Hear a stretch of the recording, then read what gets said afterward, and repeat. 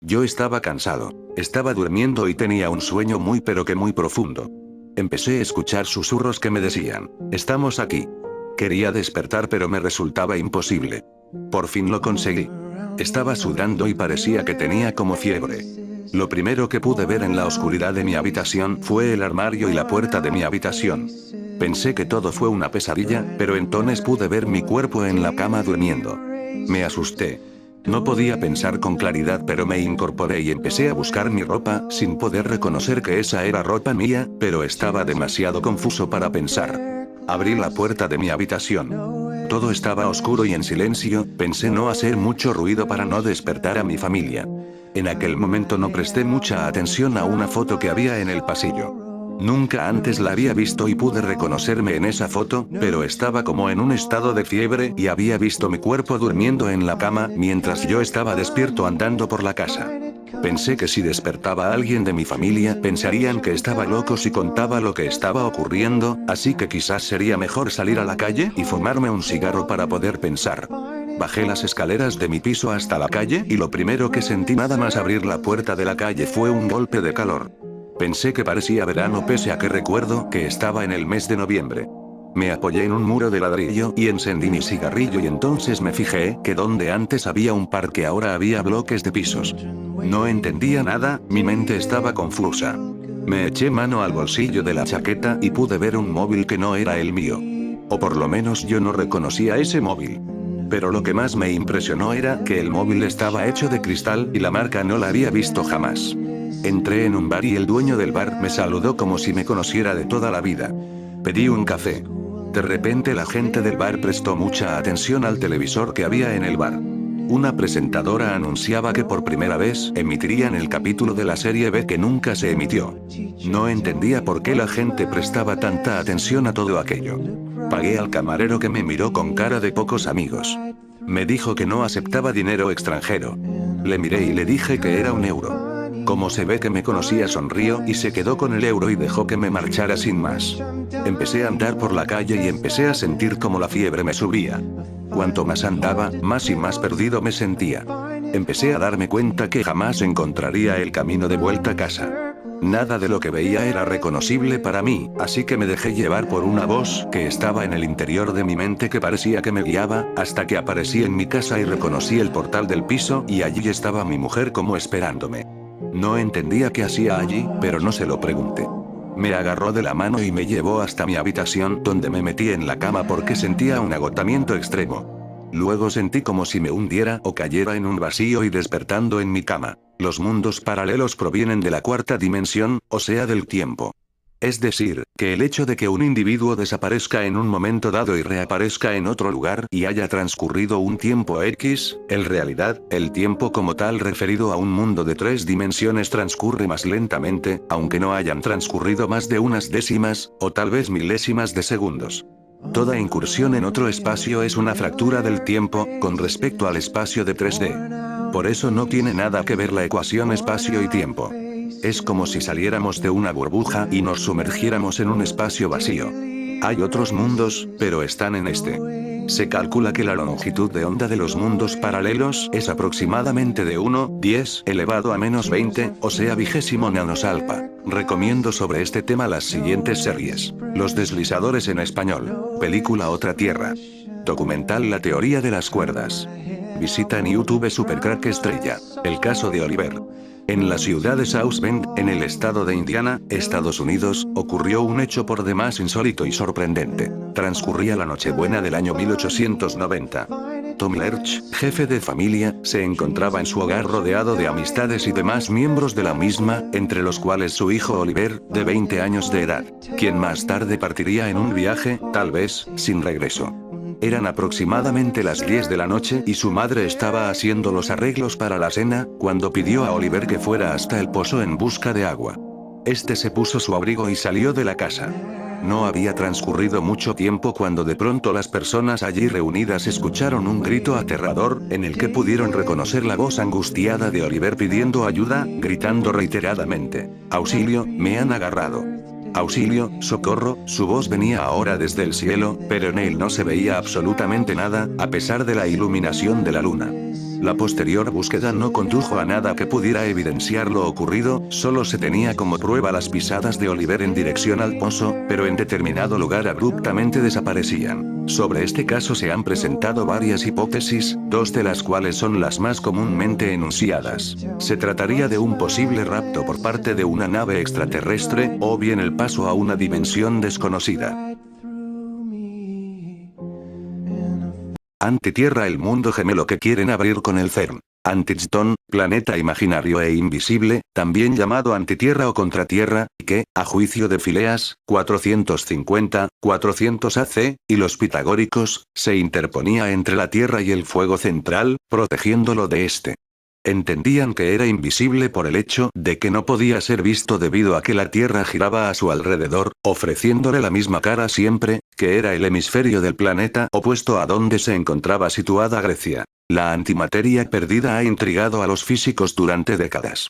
Según predicen las teorías vigentes, durante el Big Bang se formó una cantidad igual de materia que de antimateria. Pero en la actualidad todo lo que vemos a nuestro alrededor está hecho de materia. ¿Dónde está, pues, la antimateria que falta? ¿Y qué es exactamente la antimateria?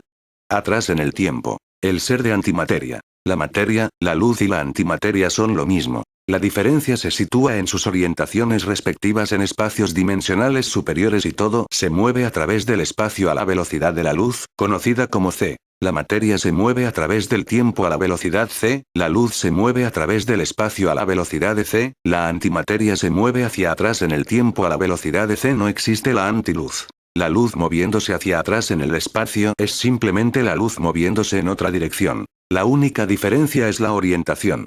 La antimateria es materia moviéndose hacia atrás en el tiempo. Las cargas parecen estar revertidas debido a esto. Es como ver una película en reversa. Dos cosas que se atraen parecieran estar repeliéndose. Es por eso que el universo parece estar escaso de antimateria. Así como en el Big Bang fue creada tanto como la materia regular, solamente es que está moviéndose, de forma natural, hacia la dirección opuesta, por lo tanto, no se ve en ningún lado.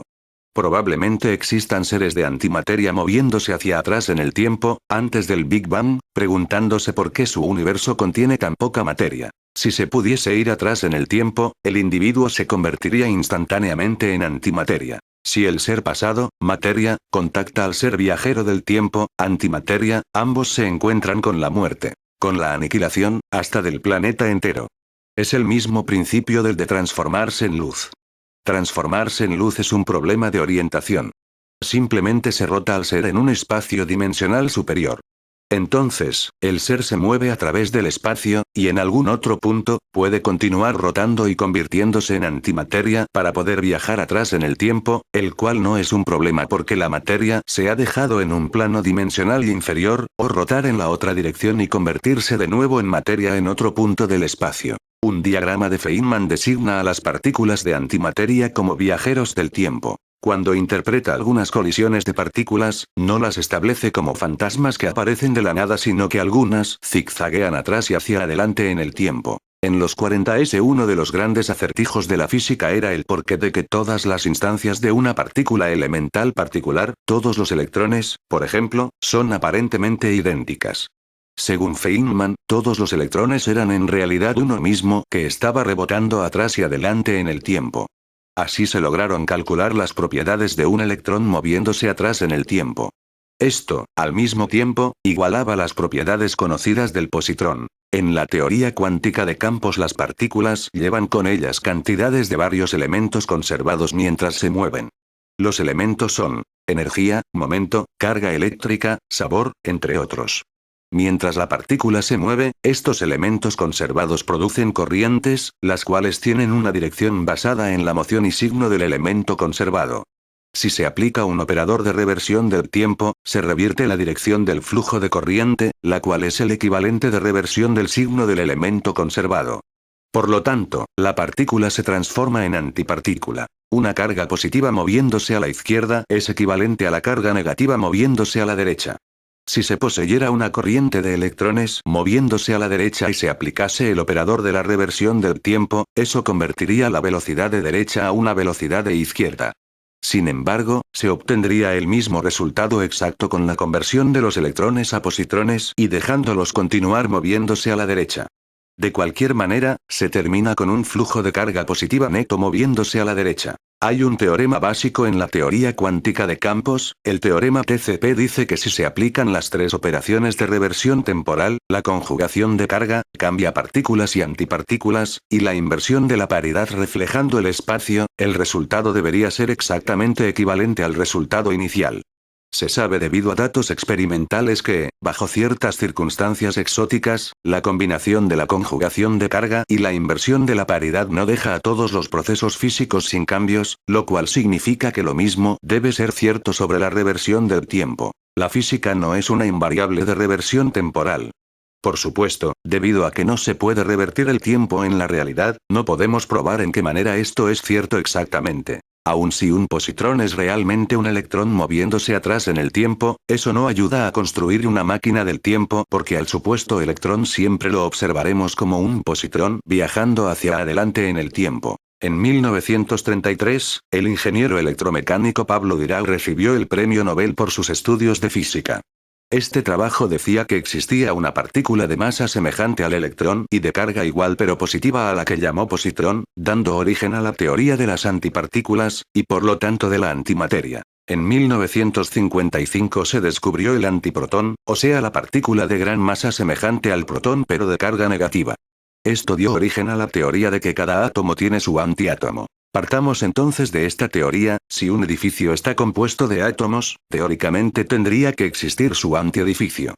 Y si ampliamos el concepto, si el planeta, la Vía Láctea, el universo, están compuestos de átomos, cabría la posibilidad de que en algún lugar existiera un antiuniverso como una antivía láctea con un antiplaneta Tierra. Con el antiplaneta debería existir la vida, y tal vez antiseres inteligentes, y dentro de las posibilidades tal vez se den algunos antiseres homólogos a los seres de la Tierra u otro planeta. Con esta teoría no decimos que todo el planeta Tierra tenga su igual en la antimateria, o sea, un antiplaneta con un anti-Everest, con los exactos duplicados de estos seres que habitan este planeta, y como algunos opinan, con una antipolítica y una antimoral respecto de la Tierra. Digamos que el origen de nuestro universo se llevó a cabo por medio de los átomos, al igual que la vida en nuestro planeta. Si cada átomo tiene su antiátomo, necesariamente tiene que haberse formado un antiuniverso. Pero este antiuniverso tendría una remota posibilidad de ser exactamente igual en configuración al nuestro. Digamos entonces que si por cada átomo hay un antiátomo, esto no significaría que la distribución antiuniverso sea la misma que en el nuestro. Explicaremos esto con un ejemplo. Júpiter tiene un diámetro de 142.000 kilómetros en un antiuniverso, mejor dicho, en un antisistema solar, tal vez existan en vez de un planeta como Júpiter dos antiplanetas de 71.000 kilómetros de diámetro. Es como si a dos bebés se les entrega un juego de rompecabezas, exactamente iguales en cantidad de piezas y en dibujo. Hay una remota posibilidad de que exista en sus mentes formar una figura exactamente igual. Es lo mismo en la teoría de la antimateria.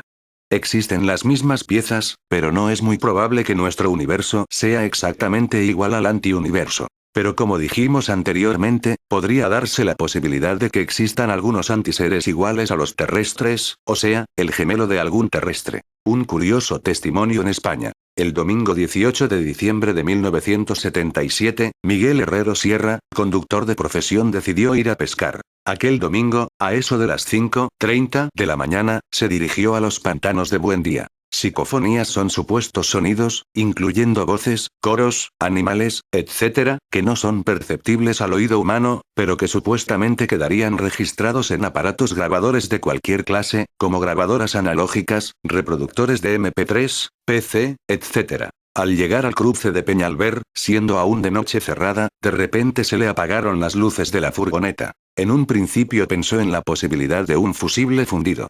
Bajó y revisó los fusibles, encontrándolos todos en perfecto estado. De modo que decidió sacar la furgoneta de la carretera. Entonces vio en el campo, como a 20 metros y a su derecha, una gran sombra, que al principio le pareció una casa o un camión. Como conoce bien la zona y sabe que en este tramo no existe casa alguna, pensó que fuera un camión estacionado en la finca. Mientras pensaba en esto, vio encenderse una luz, como una linterna muy potente cuyo haz de luz se dirigió a los cristales de su coche, al tiempo que alguien le gritó: «Oiga, oiga señor, el de la furgoneta». Pensó que pudiera tratarse de un vehículo accidentado, y que alguien pudiera necesitar ayuda. Así que descendió y se dirigió hacia la luz. Luego el testigo sintió náuseas, producto de un fuertísimo olor a pinar, y fue atendido en ese momento por dos seres vestidos de blanco, que lo sujetaron por los brazos, y lo introdujeron en un aparato. La tripulación era de 16 individuos. De aspecto exactamente igual al nuestro. Tanto que vestidos con nuestras ropas hubieran pasado completamente desapercibidos entre nosotros. Pero ¿cuál no sería la sorpresa del testigo cuando uno de los que controlaban una mesa de mandos, se volvió y él tuvo la absoluta sensación de hallarse frente a un espejo? Aquel era de alrededor de 1,60 m, cabellos castaños, ojos azules. Tan grande era la semejanza que para que la ilusión fuera más real en cuanto a lo del espejo, una cicatriz de su mejilla izquierda, el otro la tenía a la derecha. Fue a dar un paso adelante, con intención de tocarlo, para cerciorarse de que era cierto lo que estaba viendo. Entonces, el que le pareció que debía ser el jefe, se lo impidió y le dijo: no, no lo toques, pues es tu negativo y os destruirías a los dos. Según la teoría de la antimateria, cuando esta y la materia se encuentran, se aniquilan mutuamente, dando por resultado una gran cantidad de energía. De resultar el hecho real, confirmaría la teoría de que existen antiseres, habitantes de innumerables antiplanetas, dentro de los cuales se dio la conciencia de que uno de esos antiseres sea igual a un ser terrestre. Psicofonías. Voces de la antimateria. En junio de 1959, un pintor llamado Friedrich Jurgenson, fue a un bosque a grabar el canto de los pájaros. Luego de grabar toda la cinta, se dispuso a escucharla. Pero ¿cuál sería la sorpresa cuando se dio cuenta de que en la grabación no solo estaba el trinar de los pájaros, sino que había murmullos, voces, risas? Sin poder comprender qué era lo que allí estaba grabado, borró la cinta y volvió a grabar, repitiendo esta operación hasta la caída de la noche, siempre con el mismo resultado. Entusiasmado con su descubrimiento, y sin saber siquiera lo que era, continuó varias semanas grabando. A medida que aumentaban las grabaciones, los susurros se volvían palabras cada vez más claras, hasta que un día grabó la voz de su propia madre. Estos experimentos continuaron con otros sonidos. Las grabaciones fueron el origen de una llamada psicofonía. Hasta ahora no se ha dado explicación a la pregunta: ¿de dónde provienen estas voces y cómo puede ser que se oigan voces de personas muertas?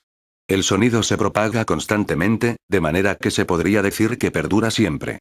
Por esta razón, los astronautas han escuchado en el espacio bocinazos, voces, gritos, etc. Como el sonido no está compuesto de átomos, sino de vibraciones, podría pasar de una dimensión a otra, así como pasar de la antimateria a la materia. Tal vez la voz grabada por Jurgenson no era de su madre, aunque es muy posible que así fuera, como se verá más adelante, sino del doble de su madre, porque si bien en el mundo material, su madre había muerto, los átomos que conformaban su cuerpo existían todavía, y seguirán existiendo. De manera que la muerte de este lado no implica la duración de la vida de un ser antimaterial. Tampoco Jurgenson pudo comprobar que las voces de personas que grabó, estuvieron muertas, tal vez se trataba de personas que ni siquiera existieron en el planeta, pero que existían en el mundo antimaterial, de donde, gracias a las propiedades del sonido pudieron haber venido. Desapariciones y combustiones espontáneas. Producto de la antimateria. Si no dudamos de la palabra de los físicos, debemos aceptar que la antimateria y la materia en contacto se destruyen mutuamente, liberando una cantidad considerable de energía. De más está decir lo que ya se ha pensado utilizar este tipo de energía en el futuro. Para los entendidos en mundos paralelos, ocasionalmente se producen contactos entre ellos y nuestro mundo a través de las llamadas puertas dimensionadas. Si consideramos que el mundo antimaterial es uno de los mundos paralelos, hablo en plural para no desacreditar otras teorías, y al abrirse una puerta dimensional, se libraría del mundo antimaterial, antimateria a través de dicha puerta. Si en ese momento, un desafortunado ser vivo acertara a cruzar la puerta o a entrar en contacto con la antimateria, literalmente desaparecería, convirtiéndose en energía. Y esto no es un simple desvarío teórico, dado que existen numerosos casos de desapariciones espontáneas. El 24 de diciembre de 1909, en Gales, un niño de alrededor de los 11 años, llamado Oliver Thomas, salió de su casa hacia el aljibe. Fue en ese instante cuando sus familiares, que estaban celebrando la Nochebuena, escucharon los gritos del niño. Cuando salieron, aterrorizados, observaron que las huellas de los pies terminaban en la nieve en un punto determinado, y desde allí no seguían hacia ningún lado más. Había desaparecido espontáneamente. También es conocido el caso del Regimiento Británico 14, que desapareció antes de enfrentarse a las tropas alemanas y turcas que se hallaban apostadas en la colina 60 en Gallipoli, Dardanelos, en agosto de 1915. Según unos testigos, fueron envueltos en una bruma, o bien, en una nube que luego se elevó. Aquí cabrían dos posibilidades, la de desaparición espontánea o el de rapto por parte de un ovni. Pero también dentro de las desapariciones espontáneas, existe algo más aterrador y macabro. Lo que se ha dado en llamar combustión humana espontánea, de las cuales autores como Charles Fort han recopilado varias. En abril de 1731, en Verona, la condesa Cornelia Bandi, quien durante una noche ardió inexplicablemente y no a raíz de un incendio, dado que la habitación se halló intacta. Según parece, la condesa se había acostado después de cenar y se quedó dormida después de conversar varias horas con su doncella. Por la mañana, la doncella volvió a despertarla y presenció una escena horripilante. Salvo las piernas, el cerebro, parte del cráneo y 3 dedos, todo quedó reducido a cenizas. Según los científicos se necesita una temperatura de algo más de 1600 grados para que los huesos se calcinen, en un tiempo de alrededor de 8 Hs. Temperatura y tiempo que se utiliza en los crematorios. Los casos de se realizan en ambientes amplios y en contados minutos. Entre los principales y más importantes casos que relata Ford, se encuentran dos. El primero acaecido el 17 de diciembre de 1904, describe cómo la señora Cochrane, de Falkirk, fue encontrada muerta por quemaduras en su habitación y totalmente desfigurada. No se oyó ningún chillido, y muy pocos objetos resultaron quemados. El fuego no estaba encendido. Se encontró su cuerpo carbonizado sentado en una silla, con cojines a su alrededor. Pero casi ningún objeto de los que se hallaban a su alrededor fueron afectados. El segundo caso, relatado en el Madras Mail del 13 de mayo de 1907, se refiere a una mujer del pueblo de Maner, cerca de Dinapore. Se había quemado su cuerpo, pero no sus vestidos. 2 guardias la encontraron en una habitación intacta, y llevaron el cuerpo aún ardiente al magistrado del distrito. Se han propuesto muchas explicaciones para encontrarle una solución a este problema, tales como alcohol en el cuerpo, gases tóxicos que arden al entrar en contacto con el oxígeno, elementos tóxicos en el cuerpo, etc., pero ninguna de ellas ha resultado satisfactoria. Bien podría ser que si tenemos 20 partes de antimateria y 25 de materia, el resultado sería energía y 5 partes de materia restante. Sería una explicación a la rápida combustión y a que sobrasen partes del cuerpo intactos y se mantuvieran intactos el recinto y el mobiliario donde se encuentran. Con esa teoría de la antimateria como mundo paralelo, no significamos que sea el único mundo paralelo que exista, pero todas las teorías que se nos ocurren pueden tener vinculación con ellos, las explicamos mediante el mundo paralelo antimateria. Los mundos paralelos y el destino de las almas. Así como en las teorías de los lugares de procedencia de los ovni hay 3 posibilidades de su lugar de origen, vamos a intentar probar esos 3 lugares como posible hogar de nuestras almas después de lo que llamamos muerte. Primero, otro planeta. Parece ilógico que busquen otro planeta para morar, ya que en otro planeta únicamente podrían vivir en otro plano diferente al físico, y lo mismo podría realizar en este planeta.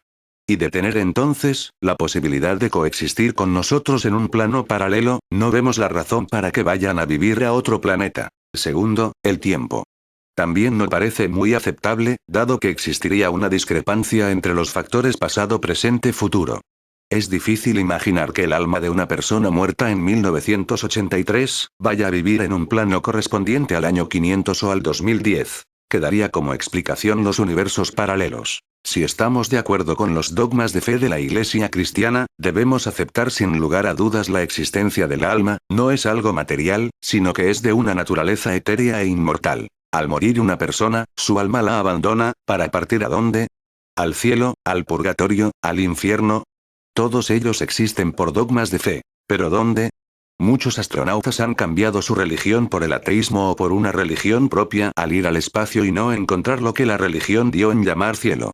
Tal vez ese cielo sea paralelo al nuestro, por lo que formaría parte de un mundo paralelo o sería un mundo paralelo propiamente dicho. Podría ser entonces, el origen de las psicofonías, o sea que serían impulsos sonoros de las almas de los que han muerto, que gracias a las propiedades del sonido, ya vistas, llegaran a nuestro mundo. También tendrán respuesta en esta teoría, los fenómenos fantasmales o fantasmogénesis. Dentro de las visiones fantasmales hay 2 tipos. La visión de los fantasmas de personas muertas, que en oportunidades se comunican con los seres humanos, y otro, que es la visión de objetos fantasmales, como buques, aviones fantasmales, etc. Nuestra explicación para el primer fenómeno sería que el alma, la parte inteligente del ser humano pasaría a un mundo paralelo, y desde allí, emitiría una imagen tridimensional, que correspondería al fantasma, algo así como una proyección holográfica desde el mundo paralelo. En efecto, un rayo de luz, a nuestro entender, no tendría obstáculo de atravesar la antimateria a la materia. Por esta razón, al ser una imagen, los observadores de fantasmas los ven como cuerpos transparentes pero tridimensionales, esto es porque son una proyección, flotantes, no afectados por la gravedad, por no poseer densidad, y que desaparecen de inmediato, posiblemente porque se termina la proyección. Con respecto a las imágenes fantasmales de cosas inanimadas como aviones, barcos, etc., encontrarían su explicación en que son imágenes fantasmas de algo que en algún momento desapareció. En su libro Sin rastro, Charles Berlitz relata la historia del holandés errante. Según Berlitz, el holandés errante es un velero que, según la leyenda, fue condenado a navegar eternamente con una tripulación de esqueletos, porque su capitán había desafiado a Dios durante una áspera travesía rodeando el Cabo de Buena Esperanza. También Berlitz relata varios casos de observaciones de barcos fantasmas y una del holandés errante, protagonizada por el en ese entonces príncipe, quien luego sería Jorge V, rey emperador de Gran Bretaña, a bordo del HMS Inconstant, en el Pacífico en el año 1881. Este es el relato. A las 4 de la mañana cruzó ante nuestra proa el holandés errante. Emitía una extraña luz fosforescente, como un buque fantasma, todo fulgurante, en medio del cual destacaban con fuerte relieve los palos, vergas y velamen de un bergantín a 200 yardas de distancia que se aproximaba por babor, donde también lo vio el oficial de guardia en el puente, y asimismo el guardia marina del Alcázar, que fue enviado inmediatamente al castillo de proa. Pero cuando llegó allí ya no había vestigio ni signo alguno de haberse avistado ningún buque material, ni cerca ni a lo lejos en el horizonte, siendo la noche clara y estando el mar en calma. Hay otra observación protagonizada por W. H. Prosser, en el Triángulo de las Bermudas, a bordo del Undersea Hunter, cuando observó un gran buque fantasma que bautizó con el nombre de holandés errante Ilren. Un aspecto interesante de la observación es este. La insólita y flameante aparición poseía además otro elemento de misterio pese a su extrema proximidad. En ningún momento apareció en la pantalla de radar del Undersea Hunter.